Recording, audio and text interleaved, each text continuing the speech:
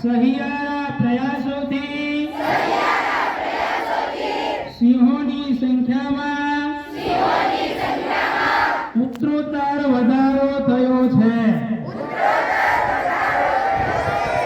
આથી ગુજરાતના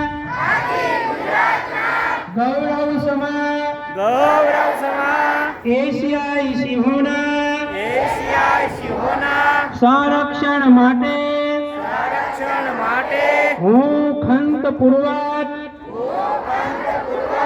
મારું યથા યોગદાન આપવા પ્રતિજ્ઞા લઉં છું।